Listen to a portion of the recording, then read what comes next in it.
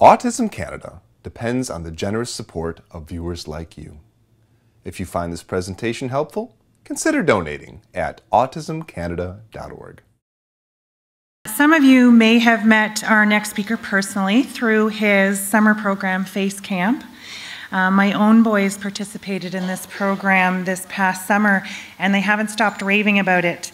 And in fact, my youngest, who ironically is not the one on the spectrum, has decided to go for the record of who can leave the wristband on the longest. And he is still wearing his wristband from Face Camp. So Jim, don't be surprised if he shows up next summer still wearing it, unless he's outgrown it. Jim is a professor in the Department of Psychology at the University of Victoria and has a particular interest in the cognitive and neurological processes underlying object and face recognition. Jim is the founder of Let's Face It, and he is the director of the Center for Autism Research at UVic. It's my pleasure to introduce our next speaker, Victoria's own Jim Tanaka.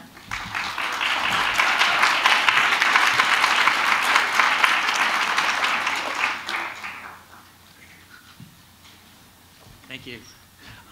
It's a real honor to be here. I think for me, having the opportunity to talk to parents and teachers and caregivers who work with kids on the spectrum is such a joy. And I'm really excited about how much I can learn from you today. So I'll share a little bit about what we're doing, but I'm really interested in getting some of your feedback. And one of the things that we do at the university is develop interventions, as you'll see in a moment.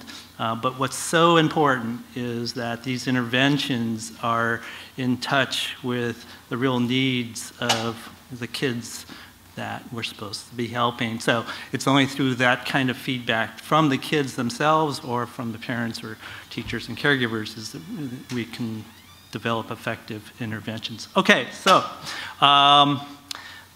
the plan for today is I want to talk a little bit about faces and try to make the argument that faces are really important and how we recognize a face, interpret a face is really critical to our social survival. And this is actually how I got into the whole area of autism.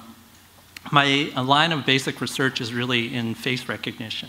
So it was kind of through sort of learning about kids on the spectrum that and their challenges with face processing that I became involved in autism. So talk a little bit about faces, talk about how do we assess somebody's face processing abilities. And then what I want to do is kind of preview or show you some of the technologies that we're developing in our lab to kind of give you a glimpse of maybe the possibilities out there. I was just at a meeting at Google, and you'd be totally amazed of all the sort of the new wonderful tools and devices that are being developed. And I think it's really important for us to kind of, again, stay in touch with those developers, people who are kind of on the cutting edge of technology, to help them along, because it's not as if everybody at Google has the answer to any type of assistive technology. I think one of the reasons why they invited some of us to chat with them is that they're looking for solutions. So I would encourage everybody to sort of stay in touch with your neighborhood technologists to keep them honest. Okay, so we'll talk about a little, some of the programs. I'll kind of give you a preview of some of them and see where it goes from there. Okay, so faces. I think when you think about all the objects that we see in the world, all the objects that we recognize, all the objects that are sort of the most ubiquitous in our environment, faces has to rank as sort of the #1 object. There's been a lot of research on sort of the underlying biology of face recognition, face processing. And it's really true that at birth, there seems like the young newborn comes out of the womb looking, attending to faces over any other kind of objects that she or he might see. So faces are huge. Faces are really important, and we know by 30 minutes to an hour that the infant will attend preferentially to his or her mom's face. Okay? So it's not just faces, it's the faces of particular people, and this is how sort of we connect with each other. It's through our faces. Well, what is it about faces? If you think about the kind of knowledge, kind of information we get from somebody's face, it's really quite rich. So we look at somebody's face and we immediately get information about their identity, about who they are. So our sense of self is really wrapped up in our face. Our face is probably the best symbol of kind of who we are. Not only do we have information about our sense of self from the face, we also provide information about our internal emotional state through our facial expressions. So how I'm feeling is conveyed through my facial affect, my facial emotion, or at least the emotion that I want you to feel, that I'm feeling, right? Think that I'm feeling. So faces have emotional information. They also tell us a little bit about where we're thinking and where we're attending by eye gaze. So where somebody looks often gives us really good clues about what they're thinking, at least, or what they're attending to in the environment. So if I'm looking at this water bottle, you can infer that I'm probably kind of thinking about this water bottle, maybe going to pick it up and drink it. And that's all, that kind of information is conveyed by our eyes, our eye gaze. So these are all the cues that we get from a face. And we don't have to go to school to learn how to interpret faces. It comes quite naturally. And when you think about our ability to recognize identity, interpret facial expressions, decode where somebody's looking, we do this all very quickly. Okay? So it's been claimed that most of us then are what we would call face experts. And we're able to glean this information in a moment's glance. And this is really important for our social survival. This is really the kind of the glue that holds us together during social interactions. Well, there's been a lot of work in autism with kids and adolescents and adults on the spectrum, suggesting that they're not so good at processing faces. That is, they're more like face novices. There's a lot of research showing that kids on the spectrum spend significantly less time attending to somebody's face or somebody's eye. So when we walk into a room, typically we're drawn to people's faces. Not so much where people are on the spectrum. They might attend to the chairs or the carpet or other objects in the room. And when kids look at a face, with autism, they tend not to look at the eyes. They'll look at other aspects, other parts of the face, maybe the nose or the mouth. Okay.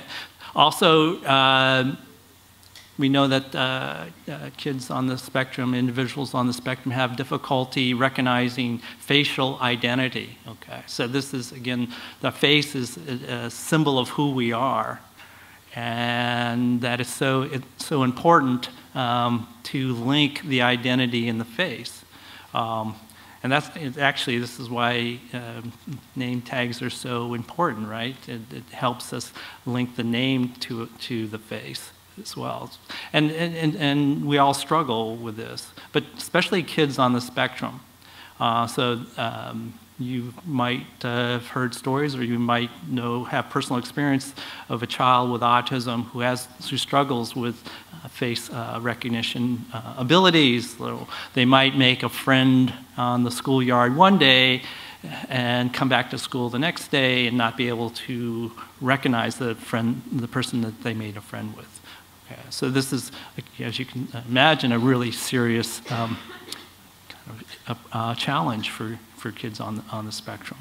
Also, there's a lot of research suggesting that kids on the spectrum have problems interpreting facial expressions. So facial expressions are really interesting because those are those kind of really fleeting, sort of momentary facial movements that really help us understand what somebody's feeling and what they're thinking as well. But the facial expression only stays on the face for a split second. So from a perceptual standpoint, we have to be really, keen to interpret that facial expression. And again, it's not as easy as we might think it is. Okay, so some of the research, and there's been a lot of research in autism, and actually I would say that the quality of research in autism is really getting good. It's really improved, I'd say, even in the last 10 years since I've been in the field. So I think people are getting much more sophisticated and much more in tune with what's going on in autism. But some of the early work was done with eye tracking. So an eye tracker, you can see where somebody's looking, right? And in this particular groundbreaking study by Ami Klin, what he did was he showed a movie, you might have heard of this movie, Who's Afraid of Virginia Woolf? It's an old 60s movie, I believe. But it's one of those intense drama where you have these actors that are in incredible angst and they're arguing about things. And so you can see here, there's an example of this where you have these intense conversations. And what Ami and his group at Yale did was simply, with this eye tracker, see what people are looking at. So he had a group of young adults on the spectrum and normal controls, and found interesting things. So the yellow here represents the neurotypical eye tracking patterns, and you can see they're mostly focused on, certainly on the faces, but also kind of the exchanges that are going on between the eyes of the actors. In red are the eye scans of the autism group. And you can see it's kind of wandering off the face, looking at the hands and so forth. So here, this is just the percentage of time spent on different parts of the body. So you can see most of the normal controls are looking 65% of the time, looking at the eyes, where the autism group only 25% of the time. And the autism group's looking 41% of the time at the mouth, so more than the normal control. So it's really sort of where we look, again, is kind of indicative of what we're attending to, what we're thinking about. And so this is that first piece of evidence to suggest that, well, when people on the spectrum are looking at faces or people interacting, they're really looking at something totally different than the neurotypical person. There's also been a fair amount of work done in neuroimaging. So neuroimaging is we can sort of kind of see what parts of the brain are becoming activated when we are doing different tasks. So in this particular study, basically, it was pretty simple. You sit in this scanner, and while this you're lying sort of in this fMRI scanner and scanning your brain, and they're flashing different pictures in front of you. And these pictures in this particular study were faces and different objects.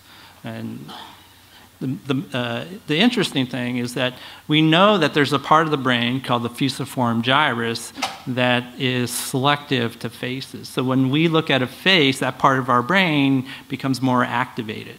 The interesting thing was, and this is if you took a horizontal slice through the brain, this is where that fusiform gyrus is.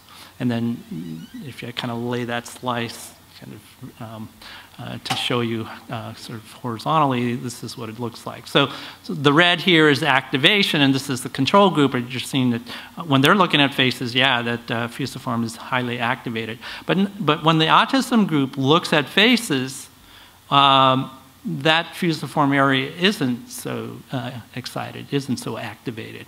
Okay, so interestingly enough, there's this other area here called the lateral occipital cortex. Doesn't matter what it's called, but it's kind of interesting that this is the area of the brain that is most involved in object recognition. So, it suggests that at least, well, the face area is not getting activated when individuals on the spectrum look at faces. There was a really cool study done where they actually had a child who was on the spectrum who really liked Digimon characters, and that was his intense area of interest. And when they put him in the scanner and showed him Digimons, the face area got lit up. So this area, our so-called face area, doesn't have to be just for faces. It can be about anything we're really interested in. And for most of us, it's faces. But for this particular child, it was Digimon. Okay, so that's a little bit of, about sort of the background for our research. But one of the things we were really interested in, because we were interested in interventions, if we believe that faces are important and that people on the spectrum have difficulties interpreting and recognizing faces, we have to know what underlying mechanisms are impaired if we want to address or intervene with some sort of treatment. So we developed a battery, we call it Let's Face It battery, and basically this was just our first attempt at just trying to understand, okay, how is a child with autism processing faces, and how might that be different than neurotypicals, and what are the areas of challenge in face processing? So we developed a series of simple tasks. I'll quickly go through these. This is recognition of a face across changes in identity. So the idea here is our identity doesn't change with our facial expression. That is, I'm still Jim if I'm neutral, or if I'm smiling, or if I'm angry, right? I'm still Jim. And that's really, again, that's an obvious point, but it's a really subtle point about face processing. So to kind of test that idea, we gave kids a study face and then a probe face, and it's a simple task. You just have, it's not the easiest task either. You have to say which one of these probe faces correspond to that study face in terms of their identity. Which one is it? Is it the one in the middle? I think it's the one in the middle. I don't know. Okay. There's another kind of recognition that we have to do, right? Is we have to recognize people across changes in viewpoint, perspective, size, clothing, whatever, and that's really important. So again, we don't change identity if we change our perspective. So here you're given a study face, and you have to say which one corresponds to this study face, and I'm pretty confident it's this one here. Okay. The other, another important skill is then, it's kind of the opposite of the first one, is now recognition of expression across changes in identity.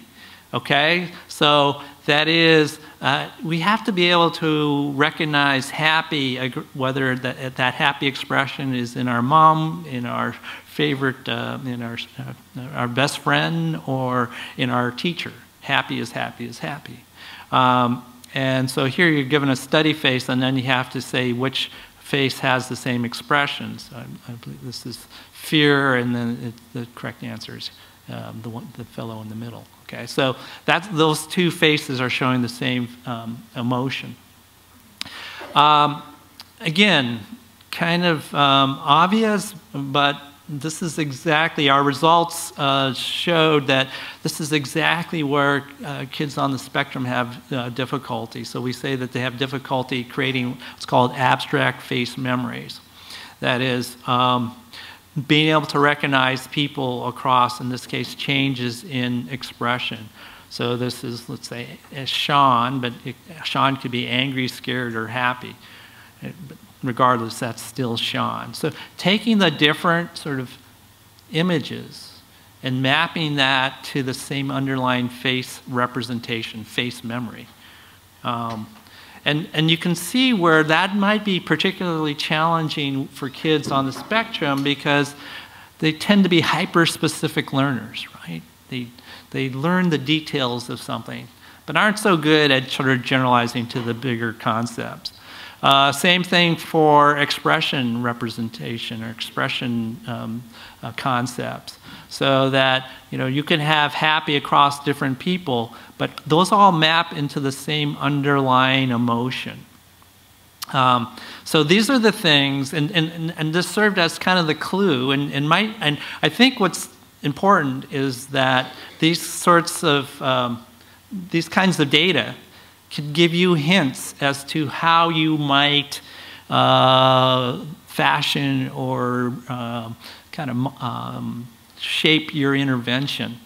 Right? So I think what's really important is taking research and sort of operationalizing it, sort of making it into something that we can use, that has some meaning to how kids on the spectrum look at faces and how that could be improved. Okay, here's another task that we developed. So we have two faces here, and sometimes they're the same, but sometimes they're different. And we try to figure out how kids on the spectrum can do this. And so in this case, these two faces are different, and they're different in terms of what we call the featural mouth, that is in the size of the mouth. We have other test items where we have two faces that are nearly identical, except now, can you see how they're slightly different? They're different in terms of the eyes, the spacing of the eyes. So kind of the shape and size, the facial features, and the spacing are really what kind of distinguishes one face from another. So being able to make these fine level discriminations. And when we gave this test to kids on the spectrum as well as their IQ and age-matched control kids, what we found something kind of interesting here is that on anything with the eyes, so if we manipulated either the size of the eyes or the distances between the eyes, that's where the kids on the spectrum didn't do as well as typically developing kids. So this is % correct, and this is the configuralized and featuralized. Really interesting finding was, though, if we changed the mouth, anything with the mouth area, the kids on the spectrum were just as good as neurotypical kids, all right? So that, again, gives us a clue, gives us a hint as to what's going on in face processing in autism. Now you say, well, maybe kids with autism, maybe they have these perceptual deficits, and okay, but we did a follow-up task.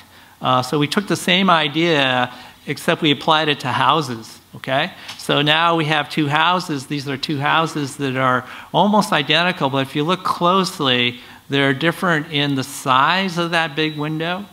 Okay. And, or we could do the same trick of kind of changing the spacing. So here we have another house, but the only difference is the spacing between these two small windows. And so what do you think happened?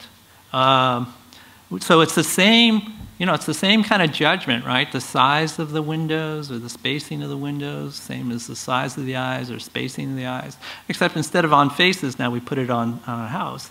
Well, when we did that, this is a case where now the kids on the spectrum actually outperformed typically developing kids, okay, on everything. So whether it was the distance between small windows or the size of the large windows or so forth.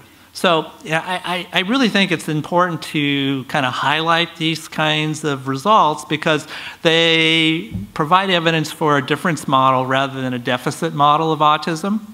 I think that's an important kind of point to sort of remind ourselves of that.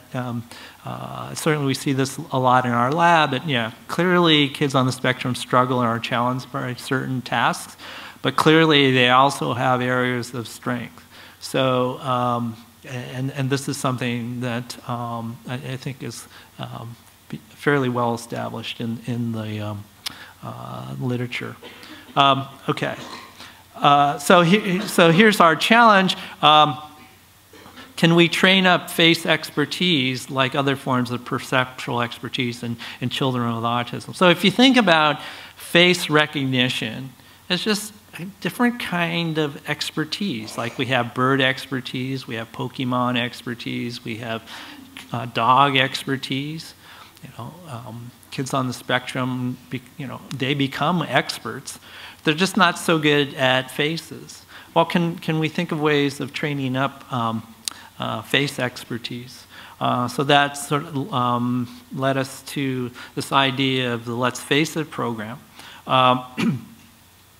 So Let's Face It programs, basically it was taking a lot of the research we do in our lab or my colleagues' research and trying to think about, okay, how do people recognize faces? How do kids on the spectrum recognize faces? Can we develop some sort of intervention, some training program that would kind of address these areas of challenge? So we did computer-based, which seems almost like an oxymoron to me. I actually got into a lot of arguments with my colleague Bob Schultz at Yale because it seems like a contradiction. You're trying to develop face processing abilities on a computer. And we know that kids on the spectrum actually have little problems with computers. They actually excel at computers, many of them. Their problem is with people. So, there seems to be a disconnect there. But he convinced me, and I think he's right, that you can maybe think of the computer intervention as a springboard into other kinds of kind of real-world interventions. So there's certain things about a computer that are incredibly appealing to kids on the spectrum. That it's a stable environment, it's predictable, it's non-threatening. All the things that make it's kind of a secure learning situation for a child on the spectrum. So maybe we could use that aspect of computers to kind of leverage into the real world. Also, the Let's Face It programs, science and evidence-based, as you know, there are a lot of interventions out there, and some of them are on fairly shaky ground in terms of the basic science and also in terms of evidence. So, as you know, it always pays to be skeptical, so both in terms of science and in terms of evidence. So we welcome, kind of that sort of skepticism in everything we do.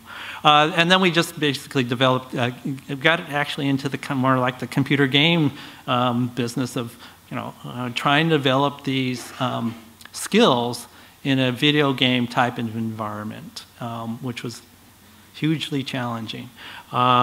Because if you're trying to develop an intervention, it has to have sustainability, right? That is, the kids has to play it for more than half an hour. That was a real challenge for our programming team. Okay, so I'll just give you a taste of the program. It's called,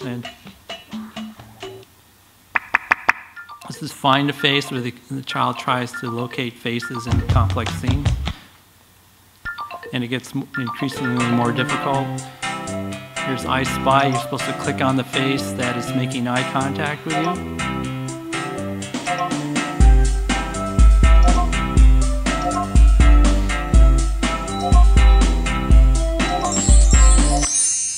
Here's two of a kind, simply a memory game. This is the easy level, but you can imagine it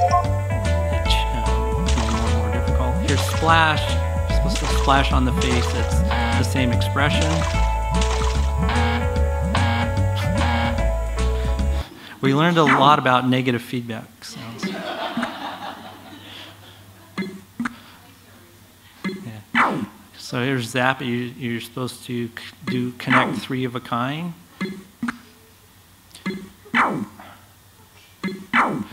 Okay.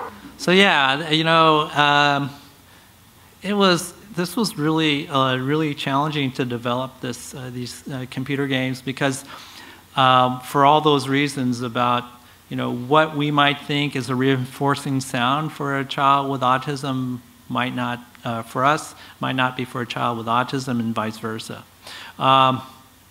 So we developed these games. We did this in conjunction with the Yale Child Study Center. We had roughly 42 kids on the that were in the treatment group, and 37 that were at the wait list, also on the spectrum. The kids in the treatment group played the games for 20 hours of the Let's Face It, which doesn't seem like a lot, but as you can imagine, 20 hours in between soccer practice, piano lessons, school homework, and so forth was a lot. But we were actually, it was interesting because it was computer-based. We were, the colleagues at Yale were doing this intervention in New Haven, Connecticut, but then we were getting the log files back in Victoria and analyzing them almost on a daily basis so we could give the kids and the parents feedback. Okay, I'll cut to the chase. You know, 20 hours isn't a lot, and actually it was pulling teeth getting the kids to do it for 20 hours, but after, you know, we always have a pre and post test. The results weren't it wasn't the home run we were hoping for, but in science, you just look for anything that's promising. So this is the main, you know, we had a series of pre and post tests. What we found was, after playing Let's Face It, it improved the kids' ability to recognize faces, what we call holistically. So faces, unlike other objects that we recognize, it requires the whole face. I mean, it's all the parts of the face, the eyes, the nose, the mouth, all work in concert together to kind of give you the sort of the identity of a face, right? So, and we call that holistic processing. All right, how do you test holistic processing? Well, let's say I show you this study face, okay? So I'll say, you know, look at it for 3 seconds. I'll take it away. And then I'll test your memory for that face, but I'll just test your memory for the eyes, okay? And we call that the part test item.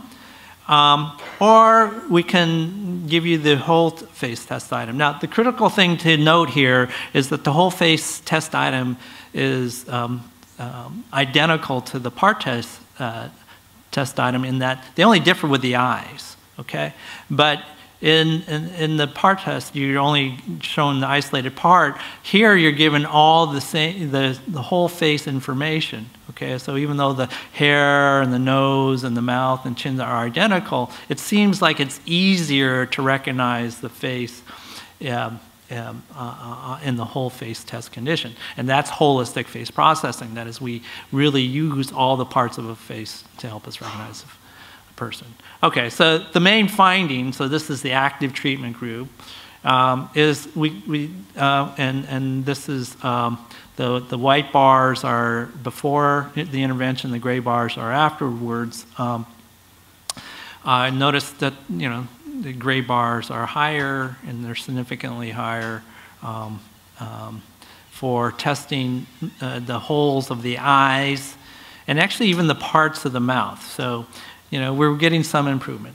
And the important thing is the waitlist control group didn't show any improvement. Okay, so, all right, there's a lot of, you know, doing all these video games, testing all these kids, you know, for this one result. This wasn't, again, the home run we were hoping for, but, you know, science marches on. And actually, you know, it's kind of what we like to say, it's proof of concept, right? That you could sort of develop these interventions and show some sort of enhancement of face processing. But it's only a baby step along this path.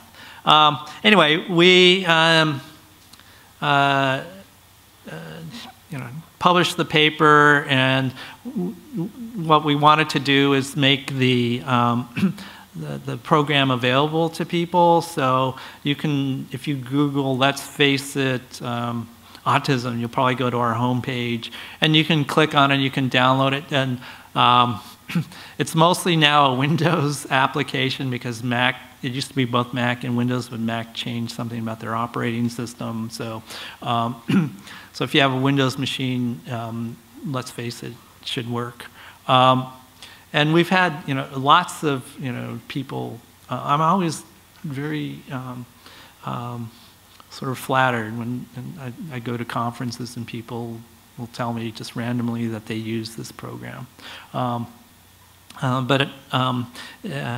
So it's and again, what's nice about it's a computer program, right? So you can sort of, it's sort of self-paced. Okay, but here's the real issue, right? It's like it's a promising start, but we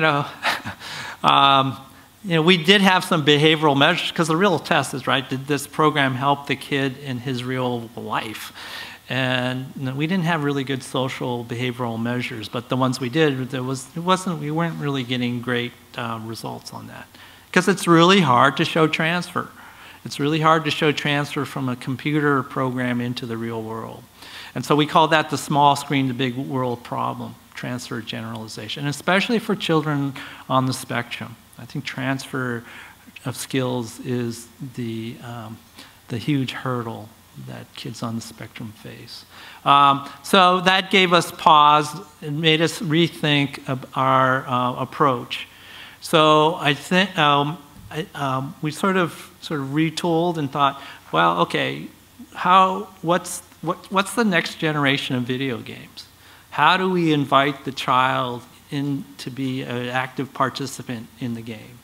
And that's kind of been the rallying cry for our center. So one of the things we first started to look at is facial expression production. That is, the research shows that individuals on the spectrum are produce flat facial expressions. So that is, there's not a lot of emotion in the facial expression. They also, when they do produce facial expression, they're often disorganized, that they're not coherent. They sort of look like confabulated expression, or inappropriate to the social context.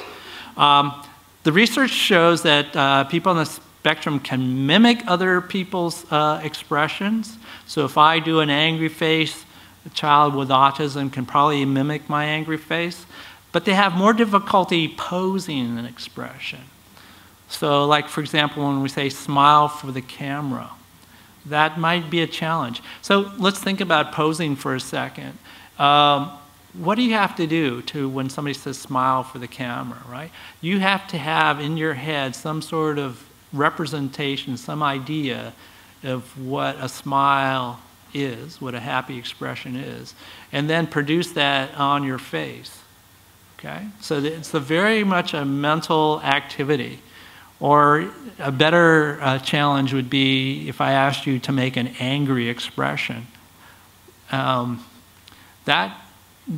a non-trivial task because it's not always clear that especially kids on the spectrum have this ability. Okay, well, how important is this? Well, to kind of consciously be able to control your facial expressions, well, I would hazard to say that we do this a lot. That is, when we go for a job interview or to a party or whatever, we put on our best face, right? So there's a lot of what we call top-down control of our facial emotions. And that helps regulate our social interactions. So we see examples of this when it doesn't go so well. So we all know Sheldon from Big Bang, and he struggles with this. And here's an example. Fine. What do you want me to do? Smile.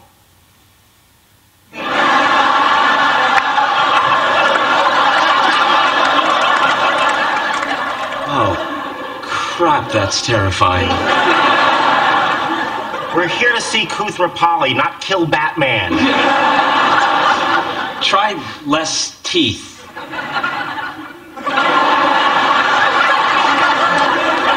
Close enough. Come on.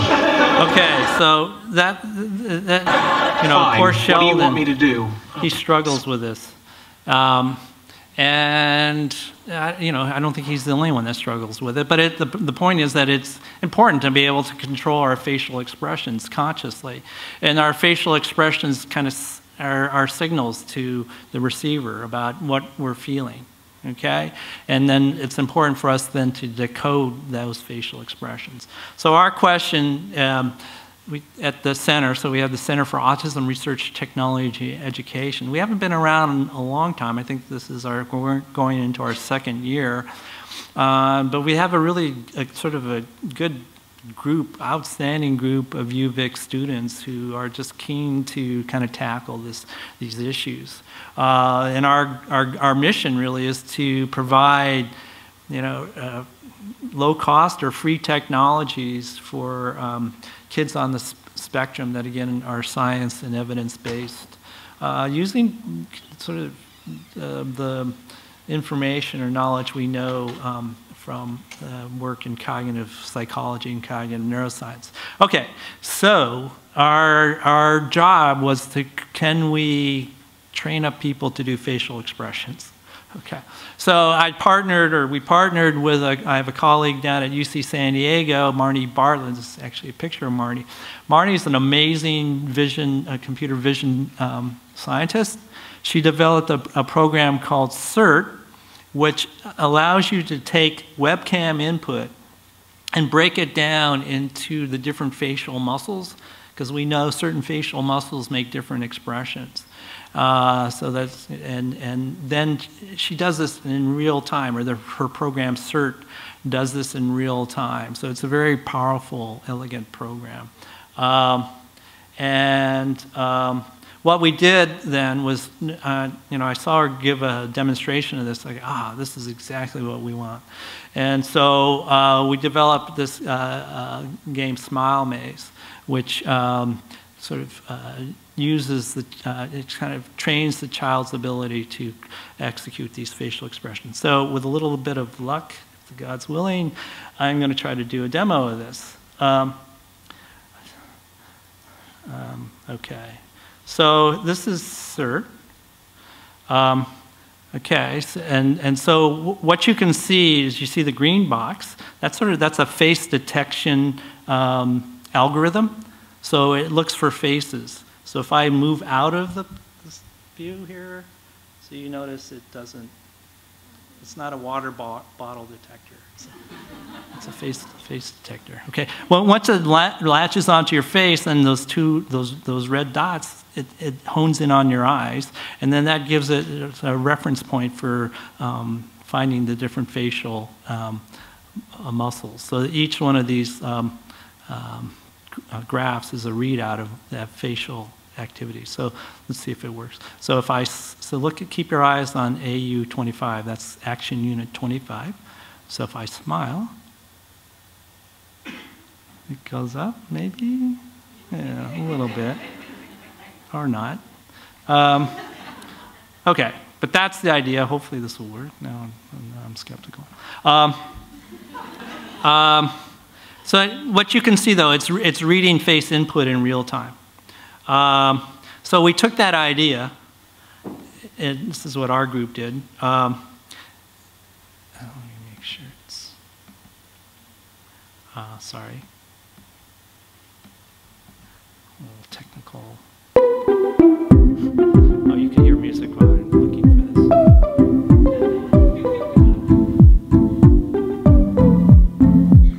Okay, it should work. Let's see. As you know, music's really important when you develop video games. So, all right, so hopefully this will work. So now I control that little blue avatar. And occasionally there's a guy blocking my way. And the only way I can get rid of it is by smiling. Okay. Now sometimes it's not just the happy, oops. This is really, okay, let's see if I can.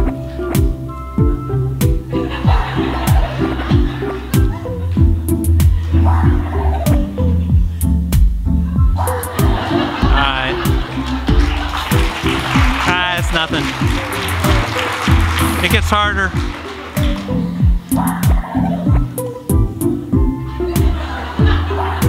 Okay.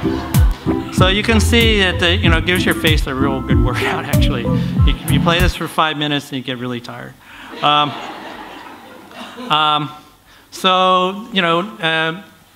sort of, this is where we're at right now, just playing face maze to improve the quality of facial expression. So we had 20 kids on the spectrum, and maybe some of your kids, many of you, and I really want to thank the parents and guardians of the kids who've allowed their kids to participate in our research. I mean, without your help, none of this would be possible. So this might be the data for some of your kids. We did the pose thing. So we asked kids to show us their happy expression and their angry expression. Okay, and that shows, this is before playing the game. Oh, yeah. Okay, and we took videos of it, okay? And then they played the smile or maze or angry maze for just for 5 minutes. And then we asked them to do that again, okay? Okay, so we got a pre and post, before and after. And then we had these video clips, and we mixed them all up, and we showed them to what we call naive observers, and they had to rate each video clip in terms of the quality of the facial expressions. And actually, each expression was rated on all the basic expressions: happy, angry, surprised. So how much angry did it have, how much surprise, so forth and so on. We actually didn't have a surprise maze, so what this shows is that it didn't help, playing smile or angry maze didn't help your surprised expression, so that's good. It's not just doing this that made the kids better. But what we found is that even for happy, and happy is something we all do, practice that, even playing happy, you can see the darker yellow bar here, this is the happy, we're rated as higher in quality, okay? And actually even surprise. So we're kind of, whoa, that's not so good that we're training up surprise. But when you think about facial expressions, it's not just these caricatures. So I mean, that's one of the criticisms of this face maze game. I think a teacher said, "This is a terrible game. You're ruining these kids' lives," because you can. You're teaching like these very caricatured faces, and that's, and of course that's not adaptive in the real world. But I think it's good that it has a little bit of surprise, because that's actually how real expressions in the real world operate. It's a little this, a little that, mostly happy, a little bit of surprise, but that makes it less fake. We got big results. This is this is the angry bar here. You're missing the labels. But so it really helps kids get in touch with their angry face, which is, I don't think that's a bad thing. You should know that when we had them play happy and angry, we always did the happy last, because we wanted them to leave the lab in a happy mood. Okay. So anyway, that's just one bit of kind of one of the projects that's going on in the lab. But you can see that this new technology is really powerful, and if we can use it in the right way, we can really harness sort of the good side of the digital age. Here's the thing, though. I think are even more excited. It's less whiz-bang, but I think we're even more excited about it. Because that's faces. But faces are really a way to connect with people, to sort of build social relationships. And that's really kind of what we're after. There's been actually a lot of research in this area that kids on the spectrum, not surprisingly, have less friends than neurotypical kids. Something that's kind of was interesting was that they also report feeling lonelier. So, I think the early autism, I think Canner said that kids on the spectrum just like to be alone. You know, they prefer, well, that's not true. They like to be with other people because they feel lonely when they're not. So it is that kids on the spectrum do feel isolation, so they are in touch with their own emotions. Okay, and you can actually do this. You can look at, Connie Kasari has done a lot of great work in this area. You can look at the social networks of kids. And so, like, you can go in the classroom and just simply ask kids, oh, who plays with who and who's best friends with who, and you can sort of trace this out. I mean, it's like what they do in Facebook, and sort of see, you know, where the cliques are and who's like really popular and who's not so popular, and you can see who's isolated. So this is sort of the network graph of a child on the spectrum who doesn't have a lot of friends. So I think the good thing about this kind of approach is it sort of makes, it just sort of helps to kind of understand the dynamics in any social situation. The last thing I wanted to show you is some kind of real world apps that we're developing using the iPad. So as we all know, iPads are great for kids on the spectrum. And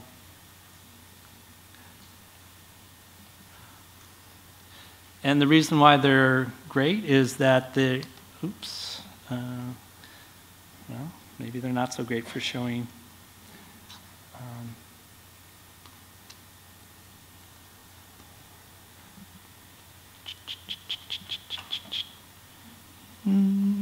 Oh, there we go. Okay, so we wanted to think of a device that, let me, if I turn it on and off. Any idea why this is happening? Where's the tech guys when I need them?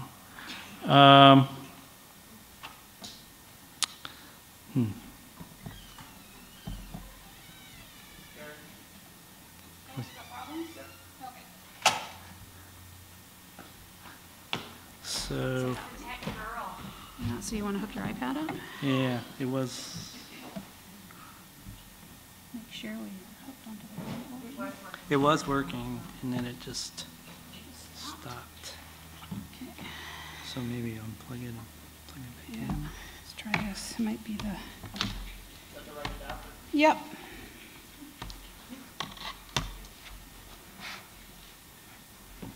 Okay. It's got to be. I've never done this with it. There we go. Okay. Okay. No, what we'll do is we'll put it up like this because it's probably pulling on it. Yeah. Hold on. Perfect. There we go. Great, thanks so much. Okay, I'll quickly show you this before it goes away. What we wanted to do is develop an app that, again, brings, instead of sort of taking the small screen to the real world, big world, we wanted to bring the big world into the small screen, okay? Because then that immediately addresses the transfer issue. That is, if we can think of games that aren't these kind of strange people that you'll never see again in your life, but are people you see in your everyday life, your siblings, your parents, your teachers, your best friends, then that's going to help. And so you can start thinking of these devices not only as teaching devices that might teach a face recognition or expression recognition, but they're also assistive devices, much like our iPhone, right, that help us kind of navigate our world. But then also, these devices might be a way of connecting with other people, okay? So that serves as a medium for building social relationships. All right, so that's kind of the big picture, Anyway, so what we wanted to do is to develop an application where the kids can define their own content. But I started off with just faces we all know. So these are all kind of Harry Potter characters, okay? And then what we can do is, you know, one of the things you might want to do is learn people's names. So this is like just a regular sort of flashcard game, you know, and then you start the game, and then you have to pick the right, that's Ginny, so forth and so on. That's Dumbledore. Okay. Well, let me see here. Let's say I want to be in Harry Potter. Let's say,